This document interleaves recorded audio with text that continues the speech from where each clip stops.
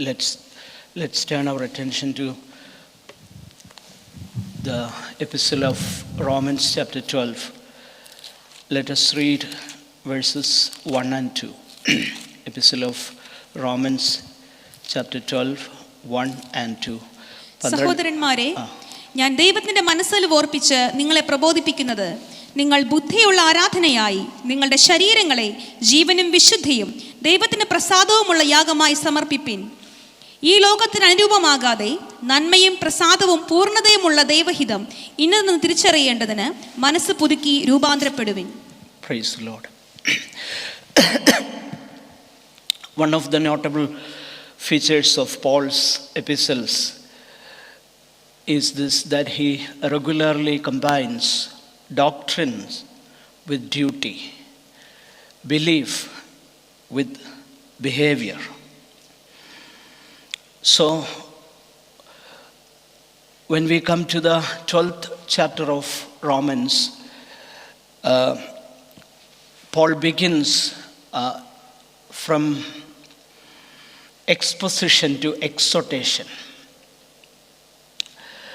and from the gospel to the implications of the gospel, how the gospel affects our everyday Christian discipleship. So, from chapter 12, we are going to read, or we are going to study the very practical implications or the practical outworking of the gospel of the Lord Jesus Christ. പൗലോസിൻ്റെ ലേഖനങ്ങളുടെ സവിശേഷതകളിലൊന്ന്, എല്ലാ ലേഖനങ്ങളിലും ഉപദേശങ്ങളെ പ്രായോഗിക ജീവിതവുമായിട്ട് താൻ ചേർത്താണ് പറയുന്നത് എന്നുള്ളത് ലേഖനങ്ങളുടെ എല്ലാം ഒരു സവിശേഷതയാണ്. ഉപദേശങ്ങൾ ആണ് പ്രായോഗിക ജീവിതത്തിൻ്റെ ബേസിസായിട്ട് നമുക്ക് കാണാനായിട്ട് കഴിയുന്നത്. So in the Christian life, doctrine and duty always go together. And in fact, what we truly believe will inevitably determine how we behave. യഥാർത്ഥത്തിൽ നമ്മൾ വിശ്വസിക്കുന്ന ഒരു കാര്യം, യഥാർത്ഥത്തിൽ നമ്മൾ വിശ്വസിക്കുന്നെങ്കിൽ ആ വിശ്വാസം നമ്മുടെ പെരുമാറ്റത്തിൽ കാണാനായിട്ട് തുടങ്ങും. നമ്മുടെ പെരുമാറ്റത്തിൽ കാണാത്ത ഒരു വിശ്വാസമേ അല്ല. അതുകൊണ്ടാണ് അപ്പോസ്തലനാകുന്ന യാക്കോബ് പറയുന്നത്, പ്രവൃത്തിയാൽ, അതായത് വിശ്വാസം പ്രവൃത്തിയാൽ തെളിയിക്കപ്പെടുന്നില്ല എങ്കിൽ അത് ചത്ത വിശ്വാസമാണ്, അത് യൂസ്ലെസ് ആണ്, യാതൊരു ഉപയോഗമില്ലാത്ത. So the doctrine, what we truly believe should impact the way we behave. If that's not the result of our belief, then the so-called faith we have will not save us.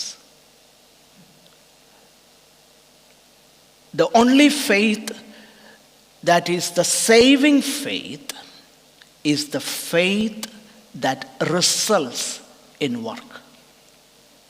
That is very important.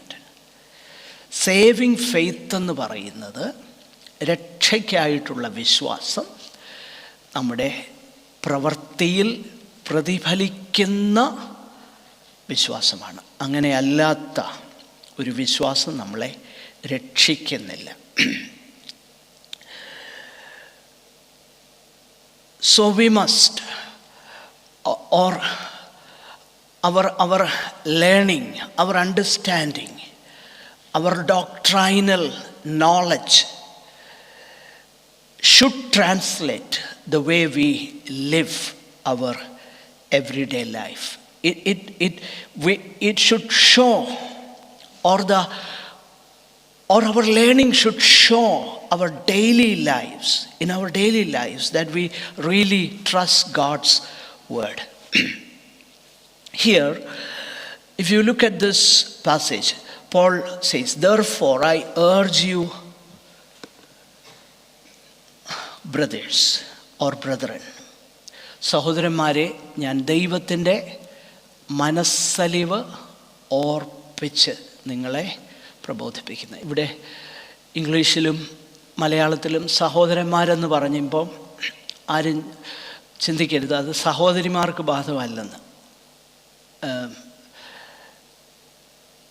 Greek ഭാഷയിൽ അവിടെ ഉപയോഗിച്ചിരിക്കുന്ന ആ പദം ഒരു ഉദരത്തിൽ നിന്ന് പുറപ്പെടുന്ന, അത് ആണാകട്ടെ പെണ്ണാകട്ടെ എല്ലാവരെയും കൂടെ ഉൾക്കൊള്ളിക്കുന്ന ഒരു പദമാണ്. So in our English and even in Malayalam, it says brothers. So that particular word brothers, it includes male and female, or any person who comes from the same person, or who anybody, or in other words, there is a word siblings. The word sibling means it can either be a male or female. So that is the word, the original word is used in this passage. So Paul is exhorting every child of God. Let us look into this passage. Number one, what is the ground on which he bases or he issues this appeal, this exhortation? And what does this exhortation consist? These are the two things we are going to see from these two verses this evening. If you look at that passage, the ground on which Paul issues this appeal, we read, therefore. So,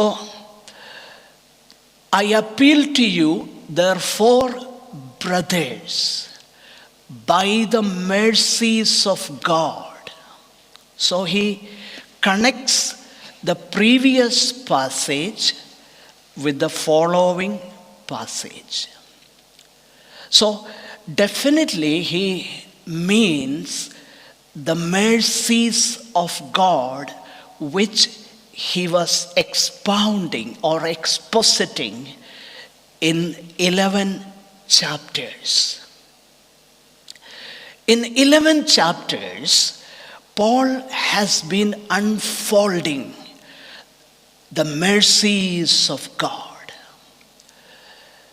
For example, when you go to the initial chapters, പ്രാരംഭ അധ്യായങ്ങളിലേക്ക് നമ്മൾ പോയി കഴിഞ്ഞാൽ ആ അധ്യായങ്ങൾ തുടങ്ങി പൗലോസ് ദൈവത്തിൻ്റെ മനസ്സലിവിനെ കുറിച്ച് പറയുകയായിരുന്നു.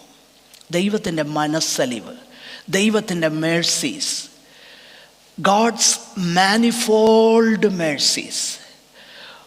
What are God's manifold mercies? Number one, God gave us his only begotten Son to unworthy sinners, because Paul has he very clearly explained in the initial chapters that no one who does righteousness, there is no one, not even one. All have sinned and come short of the glory of God. None deserves to be saved, And yet, God, even while we were yet enemies of God, sent His only begotten Son.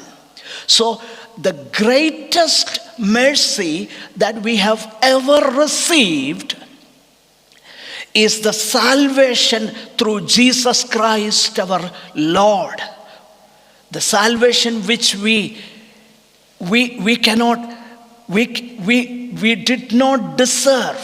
നമ്മൾ അർഹിക്കാത്ത, നമുക്ക് യാതൊരു യോഗ്യതയുമില്ലായിരുന്ന ആ രക്ഷ ക്രിസ്തുവിലൂടെ അവിടുന്ന് നമുക്ക് തന്നു. And for that salvation, He freely justified us by faith. ആ രക്ഷ നമുക്ക് കിട്ടിയത് സൗജന്യമായിട്ട് വിശ്വാസത്താലാണ് ദൈവം നമ്മെ നീതീകരിച്ചത്. മൂന്നാമതായിട്ട്, God sent His life-giving Spirit into us. ജീവൻ നൽകുന്ന അവിടുത്തെ ആത്മാവിനെ നമ്മിലേക്ക് അയച്ചു. അപ്പോൾ Paul has been explaining the mercies of God all these chapters. ഈ അധ്യായങ്ങളിലെല്ലാം തന്നെ പൗലോസ് ദൈവത്തിൻ്റെ മനസ്സലിവിനെ ഓർപ്പിക്കുകയായിരുന്നു. If you will look in chapters 9 to 11, the key word that we find in these 3 chapters is the word mercies. For example, 9 and verse 16, not on man's desire or effort, but on God's mercy. It depends not on human will or exertion, but on God who has mercy. അതുകൊണ്ട് ഇച്ഛിക്കുന്നവനാലുമല്ല, ഓടുന്നവനാലുമല്ല, കരുണ തോന്നുന്ന ദൈവത്താൽ അത്രേ സകലവും സാധിക്കുന്നത്. When you come to chapter 9 and verse 23, the purpose of God was this: to make the riches of His glory known to the objects of His mercy. 9:23, യഹൂദന്മാരിൽ നിന്ന് മാത്രമല്ല ജാതികളിൽ നിന്നും വിളിച്ച് തേജസ്സിനായി മുന്നൊരുക്കിയ കരുണാപാത്രങ്ങളായ നമ്മിൽ. And when you come to 11:30 following, that Gentiles have now received mercy. Why? So that Israel also will receive mercy. 11:30, നിങ്ങൾ മുമ്പേ ദൈവത്തെ അനുസരിക്കാതിരുന്നിട്ട് അവരുടെ അനുസരണക്കേടിനാൽ ഇപ്പോൾ കരുണ ലഭിച്ചതുപോലെ നിങ്ങൾക്ക് ലഭിച്ച കരുണയാൽ അവർക്ക് കരുണ ലഭിക്കേണ്ടതിന് അവരും ഇപ്പോൾ അനുസരിക്കാതിരിക്കുന്നു. Verse 32, for God has bound all men over to disobedience so that He may have mercy on them all. ദൈവം എല്ലാവരോടും കരുണ ചെയ്യേണ്ടതിന് എല്ലാവരെയും അനുസരണക്കേടിൽ അടച്ചു കളഞ്ഞു. So Paul says, in view of God's mercy. So Paul issues his ethical appeal in view of God's mercy. See, there is no incentive for holy living than to meditating upon God's mercies. നമ്മൾ വിശുദ്ധ ജീവിതം നയിപ്പാൻ ഏറ്റവും നമ്മളെ പ്രേരിപ്പിക്കുന്ന ഘടകം എന്നുള്ളത് ദൈവത്തിൻ്റെ മനസ്സലിവിനെ കുറിച്ച് നമ്മൾ ഓർക്കുക എന്നുള്ളതാണ്. സോ അതുകൊണ്ടാണ് നമ്മുടെ ജീവിതം, our life or Christian life is the expression of gratitude towards God's mercies. The way we live expresses our gratitude. Our ethics, the behavior, how we behave, everything that we are showing, we are so grateful to God for having mercy on us sinners. പാപികളായ നമ്മുടെ മേൽ ദൈവത്തിൻ്റെ കരുണ കാട്ടിയതിൻ്റെ നന്ദി പ്രകടനമാണ് ക്രിസ്തീയ ജീവിതം. ഇത് നമ്മളെപ്പോഴും മനസ്സിലാക്കണം, എപ്പോഴും മനസ്സിലാക്കണം പ്രിയപ്പെട്ടവരെ. അതുകൊണ്ടാണ് പൗലോസ് ഏറ്റവും പ്രാഥമികമായിട്ട് ഇവിടെ പറയുന്ന ഒരു കാര്യം നമ്മൾ ശ്രദ്ധിച്ചാൽ, he has been telling us what God has already given us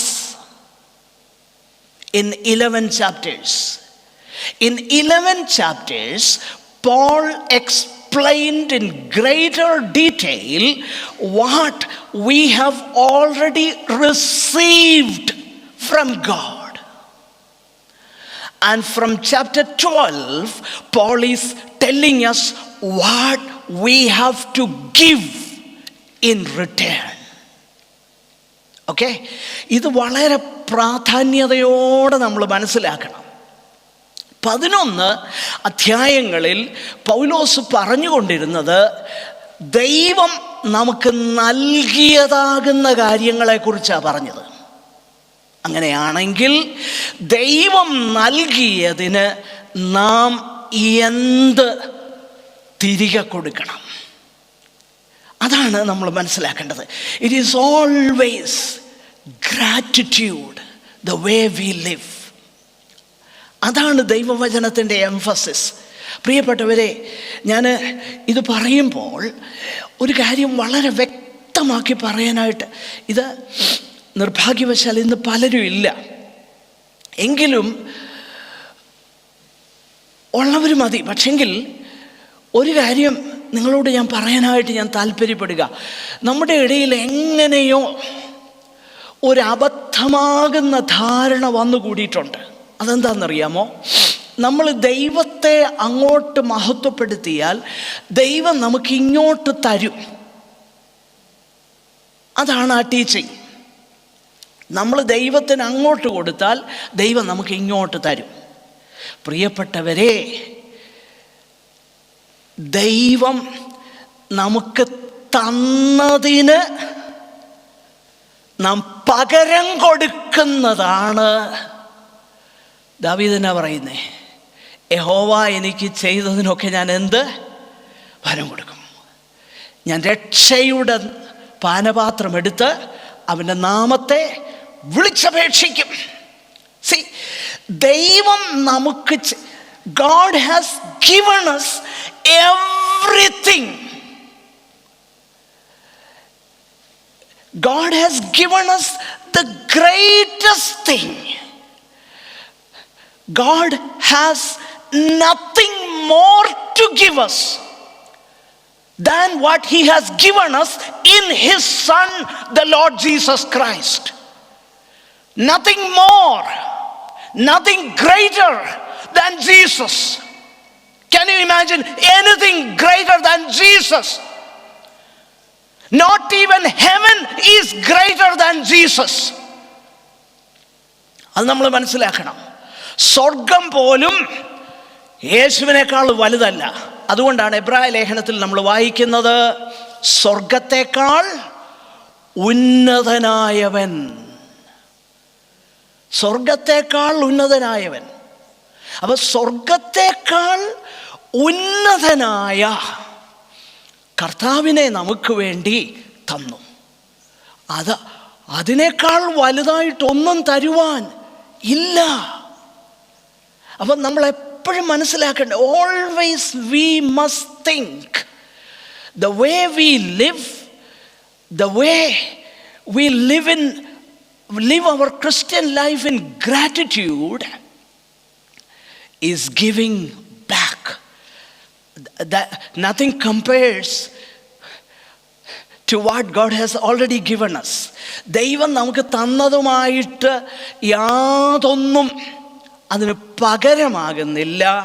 പക്ഷെങ്കിൽ ദൈവവചനം നമ്മളെ പഠിപ്പിക്കുന്നത് നമ്മുടെ ജീവിതം, നമ്മുടെ പ്രവൃത്തി, our life, our work, our thought, our behavior, our attitude, that is what is called reasonable worship. അല്ലേ? നിങ്ങൾ ശ്രദ്ധിച്ച് നോക്കിയേ, അവിടെ എന്താ പറഞ്ഞേക്കുന്നേ? സഹോദരന്മാരെ, ഞാൻ ദൈവത്തിൻ്റെ മനസ്സലിവോർപ്പിച്ച് നിങ്ങളെ പ്രബോധിപ്പിക്കുന്ന, I urge you brothers to offer your bodies as living sacrifices, holy and pleasing to God. This is your spiritual act of worship. Look at that word, worship. We many a times use the word worship loosely. We only think of when we come together on a given Sunday or a Friday for few minutes or few hours. That's the time of worship. That's what we call worship. But according to the Bible, that is only a small fraction, a small part of the worship called life. Life is worship. Life worship. നമ്മളിപ്പോൾ പാടിയ ആ പാട്ടുണ്ടല്ലോ, വീണ്ടെടുപ്പിൻ ഗാനം പാടും ഞാൻ സിയോനിൽ. അടുത്ത line, വിൺദൂതർക്കും പാടാൻ. അതിനാ വിൺദൂതർക്കും പാടാൻ അസാധ്യമായേക്കുന്നേ. ദൂതന്മാരെ ദൈവം വീണ്ടെടുത്തില്ല. അതുകൊണ്ടാണ് നമ്മൾ എന്ത് ചെയ്യും? വീണ്ടെടുപ്പിൻ്റെ ഗാനം പാടും. അതാ അതിൻ്റെ കാര്യം. അപ്പോൾ ഈ ആരാധന എന്നത് അത് വീണ്ടെടുക്കപ്പെടാത്തവർക്ക് ഓഫർ ചെയ്യാൻ സാധിക്കുന്ന കാര്യം അല്ല. ഇത് നമ്മളെപ്പോഴും മനസ്സിലാക്കണം.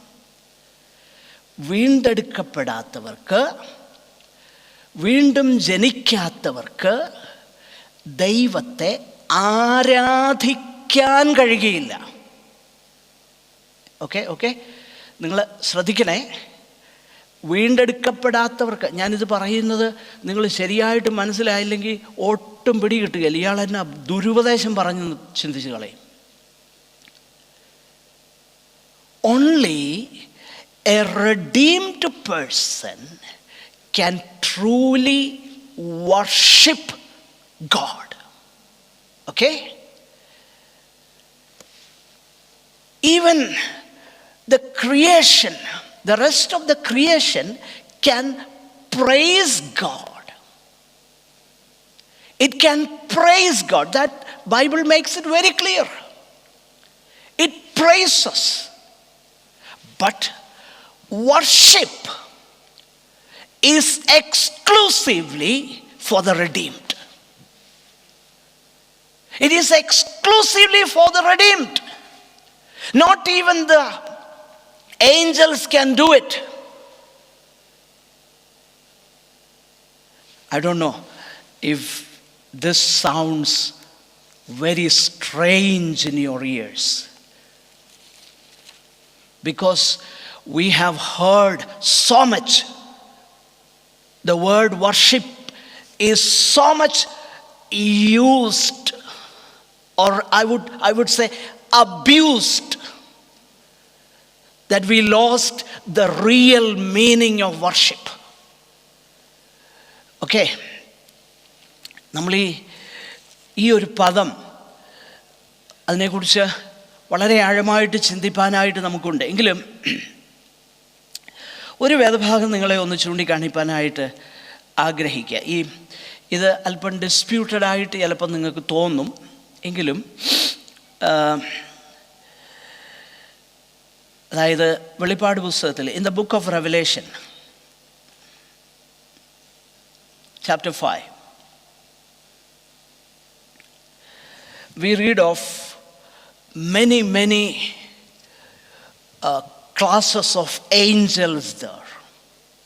Okay, in the book of Revelation there are many group of angels are there. When you come to chapter 5 verse 8, എട്ടാമത്തെ വാക്യം ഒന്ന് വായിച്ചു. നമ്മളുടെ വിഷയവുമായിട്ട് ബന്ധപ്പെട്ടതല്ലെങ്കിൽ ഒന്ന് നമ്മൾ പറഞ്ഞ വിഷയവുമായിട്ടൊന്ന് ചേർത്തൊന്ന് ചിന്തിക്കാനാണ് ഞാൻ ആഗ്രഹിക്കുന്നത്. അവൻ വന്ന് സിംഹാസനത്തിൽ ഇരിക്കുന്നവന്റെ വലങ്കയിൽ നിന്ന് പുസ്തകം വാങ്ങിയപ്പോൾ 4 ജീവികളും 4 ജീവികൾ we know. So the 4 living creatures, what are they? Of course they are angelic beings, no doubt about it. Then 24 മൂപ്പന്മാർ and the 24 elders. So this is a disputed term because some interpreters tell us it represents 12 patriarchs or 12 tribes of the Old Testament Israel and 12 apostles of the New Testament Israel, and that's why you get the number 24. That's what some commentators say. But I beg to differ. Why? If you can read the next line. ഓരോരുത്തൻ വീണയും വിശുദ്ധന്മാരുടെ പ്രാർത്ഥന എന്ന ധൂപവർഗം നിറഞ്ഞ പൊൻകലശവും പിടിച്ചുകൊണ്ട് കുഞ്ഞാടിന്റെ മുൻപാകെ വീണു. പുസ്തകം വാങ്ങുവാനും അതിന്റെ മുദ്ര പൊട്ടിപ്പാനും നീ യോഗ്യൻ. നീ അറുക്കപ്പെട്ടു. നിന്റെ രക്തം കൊണ്ട് സർവ്വഗോത്രത്തിലും ഭാഷയിലും വംശത്തിലും ജാതിയിൽ നിന്നുള്ളവരെ ദൈവത്തിനായി വിലയ്ക്ക് വാങ്ങി. ഞങ്ങളുടെ ദൈവത്തിന് അവരെ രാജ്യവും പുരോഹിതന്മാരുമാക്കി വെച്ചു. നീ അവരെ എന്ത് ചെയ്തു? അവരെ വിലയ്ക്ക് വാങ്ങി. ഞങ്ങളുടെ ദൈവത്തിന് അവരെ, ആ പദം ശ്രദ്ധിച്ചോ? ഞങ്ങളെ അല്ല. നിങ്ങളത് ശ്രദ്ധിച്ചോ എന്ന് എനിക്കറിയില്ല. ഞങ്ങളെ രാജ്യവും പുരോഹിതന്മാരും ആക്കി വെച്ചെന്നാണോ അവർ പറയുന്നേ? അല്ല, പിന്നെ ആരെയാ? അവരെ, അല്ലേ? അവരെ രാജ്യവും. ആരെ? സർവഗോത്രത്തിൽ നിന്നും ഒക്കെ വംശത്തിലും ഭാഷയിലും ജാതിയിലും നിന്നുള്ളവരെ വാങ്ങിയവരെ, റിഡീം ചെയ്തവരെ, റാൻസം ചെയ്തവരെ, അവരെ നീ എന്താക്കി വെച്ചു? അങ്ങ് എന്താക്കി വെച്ചു? രാജ്യവും പുരോഹിതന്മാരുമാക്കി വെച്ചു. In other words, we are a kingdom. The redeemed people are a kingdom. At the same time, we are priests. We are priests. How? So, if we are priests, so the Bible represents the redeemed people, the ransomed people, as priestly people who, in response to God's mercy,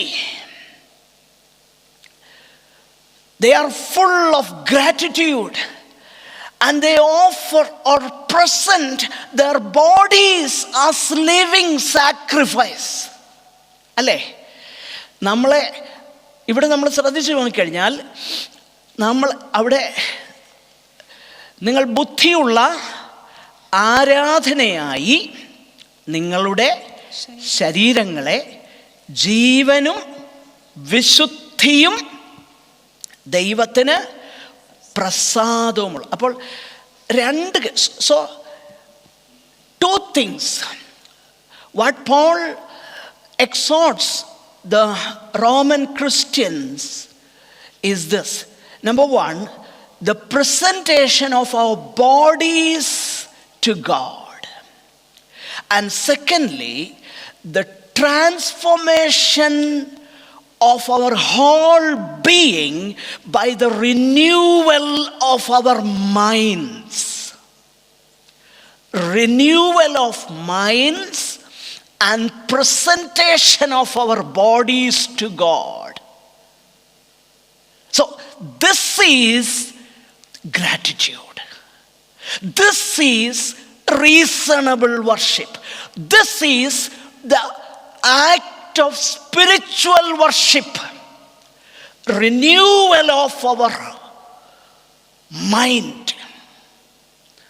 Our value system changes. It is not affected by the world system. It changes. Our value system changes, and we offer ourselves to God fully, completely. So, this is called worship. ഇതിൻ്റെ പേരാണ് ബുദ്ധിയുള്ള ആരാധന. നമ്മൾ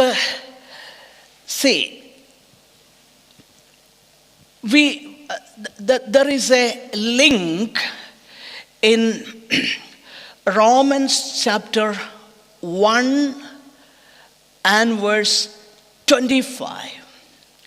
There we read ദൈവത്തിന്റെ സത്യം, the false worship. Please read. ദൈവത്തിന്റെ സത്യം അവർ വ്യാജമാക്കി മാറ്റിക്കളഞ്ഞു. സൃഷ്ടിച്ചവനേക്കാൾ സൃഷ്ടിയെ ഭജിച്ച് ആരാധിച്ചു. This is false worship because they exchanged the truth about God for a lie and worshipped and served the creature rather than the Creator who is blessed forever. So as a result of sin, people were falsely worshipping. And what happened as a result of false worship? 1 verse 28. ദൈവത്തിന്റെ പരിജ്ഞാനത്തിൽ ധരിപ്പാൻ ഇഷ്ടമില്ലാത്തതിന് തക്കവണ്ണം ദൈവം അവരെ ഉചിതമല്ലാത്തത് ചെയ്യുവാൻ നികൃഷ്ട ബുദ്ധിയിൽ ഏൽപ്പിച്ചു. Look at that. False worship always leads to debased mind. Look at that. Debased mind. നികൃഷ്ട ബുദ്ധി. അപ്പം സൃഷ്ടിച്ചവനേക്കാളും സൃഷ്ടിയെ ആരാധിച്ചത് ഫോൾസ് വർഷിപ്പാണല്ലോ. ആ ഫോൾസ് വർഷിപ്പ് അവരെ നികൃഷ്ട ബുദ്ധിയിലേക്ക് നയിച്ചു. ഡിബേസ്ഡ് മൈൻഡ്. എന്നാൽ ഇവിടെ when you come to this chapter, there is a reversal in the redeemed people. It is reversed. What is that? It is reasonable worship, true worship, and renewed minds. Okay? നേരെ തിരികെയാണ്. ഒന്നാമത്തെ അധ്യായത്തിൽ നമ്മൾ കണ്ടു false വർഷിപ്പും നികൃഷ്ടമാകുന്ന മനസ്സിനെ കുറിച്ച് നമ്മൾ വായിക്കുന്നു. എന്നാൽ ദൈവമക്കൾ വീണ്ടെടുക്കപ്പെട്ടവരുടെ ജീവിതത്തിലേക്ക് വരുമ്പോൾ എന്താ സംഭവിക്കുന്നത്?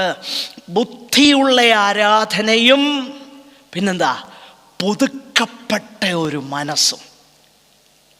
അപ്പോൾ see, it happens as a result of what God has done in Christ for us and on behalf of us, and the fruit of justification.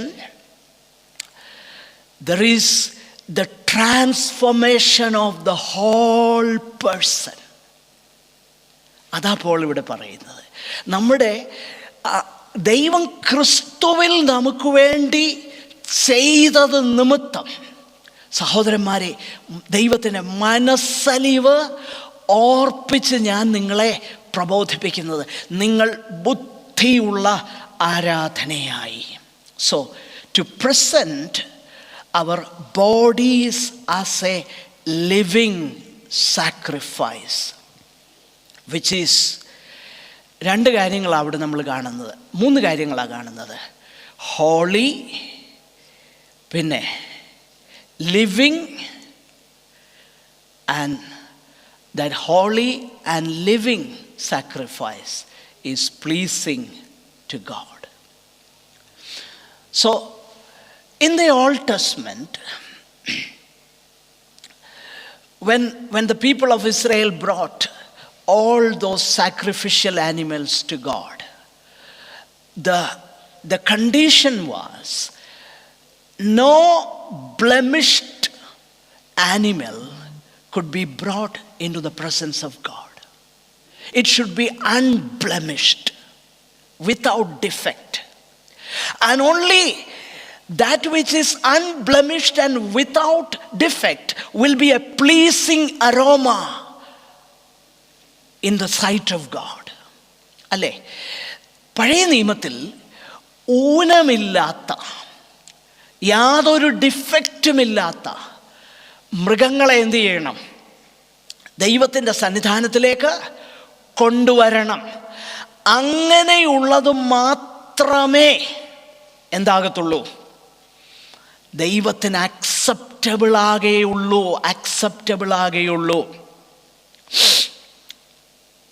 Okay, നമ്മൾ കുറച്ച് പേരേ ഉള്ളേ. എല്ലാവരും ആരും ധ്യാനിച്ചിരിക്കരുതേ, കണ്ണു തുറന്ന് ഇരിക്കണം, ധ്യാനിച്ചിരിക്കണം. നിങ്ങളൊന്ന് ചിന്തിച്ച് നോക്ക്, നമ്മൾ കുറച്ച് പേരേ ഉള്ളൂ. നിങ്ങൾ വരുന്നവർ കണ്ണടച്ചിരുന്നാൽ ഇവിടെ നിൽക്കുന്ന എനിക്കുണ്ടാകുന്ന ആ ബുദ്ധിമുട്ട്.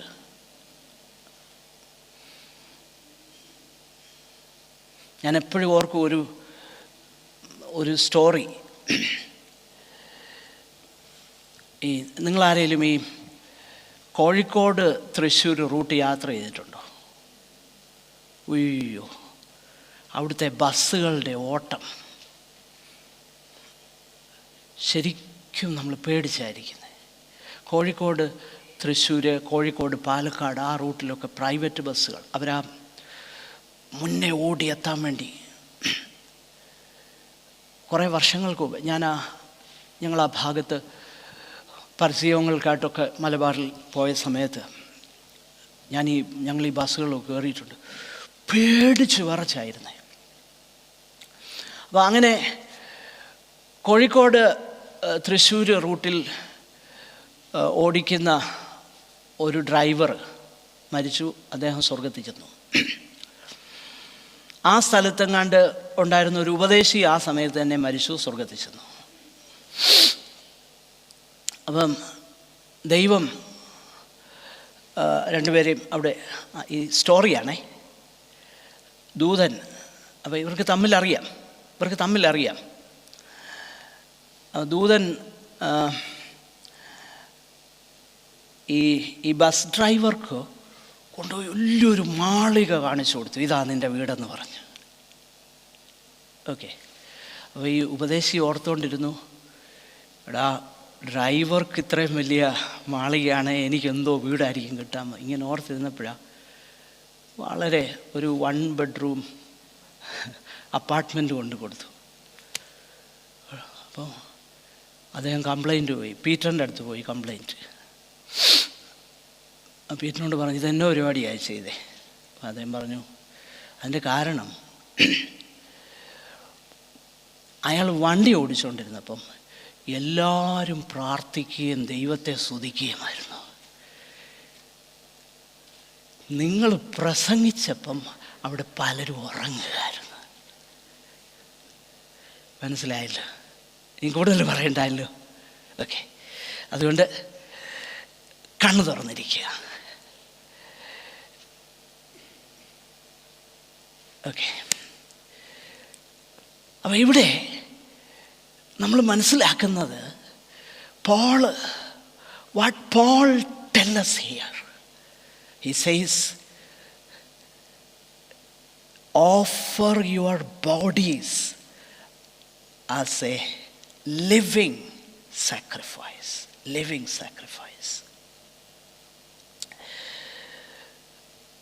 Our bodies we should always treat our body as the temple of the Holy Spirit. And only in that context Paul writes elsewhere in 1 Corinthians chapter 6, 19 and 20.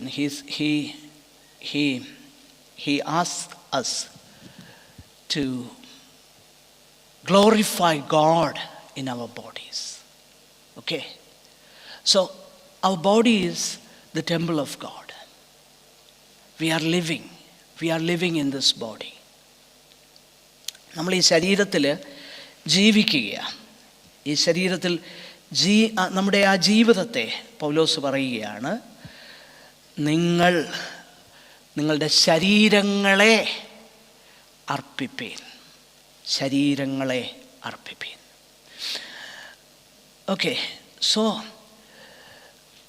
authentic Christian discipleship will include both the negative mortification of our body's misdeeds, chapter 8 verse 13, and the positive presentation of our bodies, of its members, to God.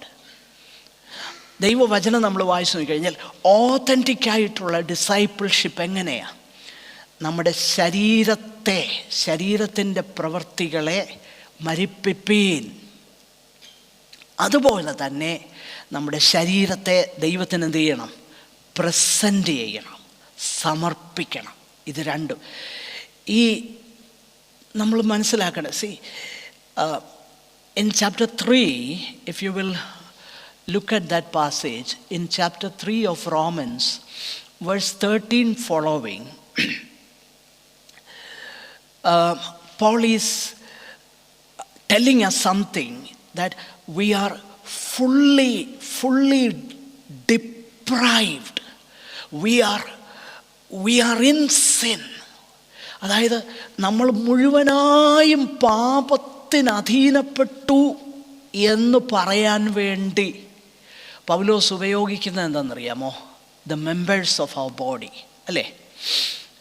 നമ്മുടെ Paul is speaking there, if you will read that. So what we truly are, according to Paul, is revealed in our body. നമ്മുടെ ഉള്ളിൽ എന്താണോ അത് നമ്മുടെ ശരീരം കൊണ്ടാണ് നമ്മൾ express ചെയ്യുന്നത്. അതുകൊണ്ടാണ് അവരുടെ നാവിനെക്കുറിച്ച്, അധരത്തെക്കുറിച്ച്, വായെക്കുറിച്ച്, കാലുകളെക്കുറിച്ച്, കണ്ണുകളെക്കുറിച്ചൊക്കെ അവിടെ നമ്മൾ വായിക്കുക. സി, ആ ഒരു പിക്ചർ പോൾ നൽകുമ്പോൾ, so when you are in Christ, when you are redeemed, that you begin to walk in God's ways, and you use your hands to help, to serve, and we use our tongue to bless. അല്ലേ? അത് വളരെ ഇമ്പോർട്ടൻ്റാ. അതുകൊണ്ടാണ് യാക്കോബ് പറയുന്നതെന്നറിയാമോ? നമ്മുടെ നാവ് എന്താ? നാവ് ആരോ ഒരിക്കൽ വായിച്ചെന്ന അത് ഒരുത്തിയാണെന്ന് വായിച്ചു. നാവൊരു തീ തന്നെ. നോക്കിയേ, അപ്പം നമ്മൾ മനസ്സിലാക്കണം. I wish everybody, anyway, you are there, so I think God has something to tell us. അതുകൊണ്ടായിരിക്കാം. Do you know, when the day of Pentecost came, the first thing happened. Do you know what? The Spirit took hold of their tongue. അല്ലേ? പരിശുദ്ധാത്മാവ് എന്താ ചെയ്തത്? അവരുടെ നാവ്, God took control of the tongue. So if we are truly filled with the Spirit, God will take control of our tongue. Not only to speak in other tongues, but to speak in our mother tongues. Okay? മറുഭാഷയെ പറയാൻ മാത്രമല്ല ഒരു പരിശുദ്ധാത്മാവ് നാവിനെ പിടിക്കുന്നത്. പിന്നെന്തുവാ? മാതൃഭാഷ ചൊവ്വേ പറയാൻ ആദ്യം പഠിക്കണം. That's what happens. മാതൃഭാഷ ചൊവ്വേ വരാതെ മറുഭാഷ പറഞ്ഞിട്ട് എന്നാ കാര്യം? വല്ല കാര്യമുണ്ടോ? ഒരു കാര്യമില്ല. ഞാൻ എതിരല്ല. അതുകൊണ്ട് അത് കേമമായി ഇത് കുറവ്, അതല്ല ഞാൻ ഉദ്ദേശിക്കുന്നത്. That's not my point here. My point is our tongues. അതല്ലേ നമ്മളവിടെ വായിക്കുന്നത്. So our tongue, our feet, our lips, our tongues will bring healing. If you offer your bodies as a living sacrifice, not dead sacrifice, it is a living sacrifice. If it is a living sacrifice, our tongue will bring healing. It will bring healing. It will bless others. Our lips will speak the truth, not merely truth, but speak the truth in love. There is a world of difference between speaking truth always and speaking truth in love. There is much difference. ചിലരെന്നാ പറയും, ഞാൻ സത്യം അങ്ങ് പറയും. പക്ഷെ വചനം എന്നാ പറയുന്നതെന്നറിയാമോ? സ്നേഹത്തിൽ സത്യം സംസാരിക്കണം. അതായത് ഞാൻ പറയുന്ന ഈ സത്യം പറയുന്നത് കൊണ്ട് തന്നെ എനിക്കൊരുത്തനെ പക വീട്ടാം കേട്ടോ. അതറിയാമോ? സത്യം കൊണ്ട് എനിക്കൊരാളോട് പകരം ചോദിക്കാം. സത്യമാണ് ഞാൻ പറയുന്നത്. ഒരാളോട് റിവെഞ്ച് എടുക്കാം എനിക്ക് സത്യം പറഞ്ഞ്. ടെക്നിക്കലി പറഞ്ഞാൽ ഞാൻ ഒരു തെറ്റും ചെയ്തില്ല. പക്ഷേ ദൈവസന്നിധിയിൽ ശരിയാണോ എന്നുള്ളതാ വിഷയം. ഞാൻ പറഞ്ഞ സത്യം മനുഷ്യൻ്റെ മുന്നിൽ ടെക്നിക്കലി സത്യമാണ്, തെറ്റൊന്നുമില്ല. പക്ഷെങ്കിൽ ഞാൻ പറഞ്ഞ സത്യം, വചനം എന്നെ പഠിപ്പിക്കുന്നതെന്നറിയാമോ? ക്രിസ്തു എന്ന തലയോളം സകലത്തിലും വളർച്ച നമ്മൾ പ്രാപിക്കുക. അങ്ങനെ പ്രാപിക്കുന്നത് എങ്ങനെയാ? സ്നേഹത്തിൽ സത്യം സംസാരിക്കുക. അപ്പോൾ നോക്കിയേ, ഞാൻ സത്യം പറയാൻ പോകാം. സത്യം പറയുന്നുണ്ടേ ഞാൻ ചിന്തിക്കേണ്ടത്, I should always filter the truth with love. How is going to affect that person? Am I going to bring edification, or am I going to, that he will not come here again? What is my purpose in speaking the truth? Is it to build somebody up or destroy someone? See, Paul says reasonable worship is offering our bodies as living sacrifice, not dead sacrifice. In the Old Testament it is dead. Once you offer it, it is finished. But in the New Testament, this is life. Day in and day out. You live out a sacrificial living. There are many areas we need to talk about. God willing, we will continue next week. നമ്മൾ അടുത്ത ആഴ്ചയിൽ നമുക്കത് തുടർന്ന് ചിന്തിക്കാം. കർത്താവ് വചനങ്ങളാൽ നമ്മെ അനുഗ്രഹിക്കട്ടെ. സഹോദരന്മാരിൽ ആർക്കെങ്കിലും ഒരാൾക്ക് ദയവായിട്ട് പ്രാർത്ഥിച്ച് അവസാനിപ്പിക്കാം. പോൾ ആവശ്യപ്പെടുന്നത്, സഹോദരന്മാരെ, ദൈവത്തിൻ്റെ മനസ്സലിവോർപ്പിച്ച് ഞാൻ നിങ്ങളെ പ്രബോധിപ്പിക്കുന്നത്, നിങ്ങൾ ബുദ്ധിയുള്ള ആരാധനയായി, നിങ്ങൾ ആരാധനക്കാരാകണമെന്നല്ല പറഞ്ഞത്, നിങ്ങൾ ആരാധനയാകണമെന്നാണ് പറഞ്ഞത്. അങ്ങനെയാണ് പറഞ്ഞേക്കുന്നത്. Offer your bodies as a living sacrifice. It is not asking us to worship. Rather, be the worship. B the sacrifice, അല്ലേ?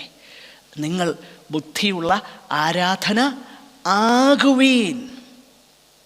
നിങ്ങൾ ബുദ്ധിയുള്ള ആരാധനയായി, ലിവിങ് സാക്രിഫൈസായി നിങ്ങളെ തന്നെ സമർപ്പിക്കുക.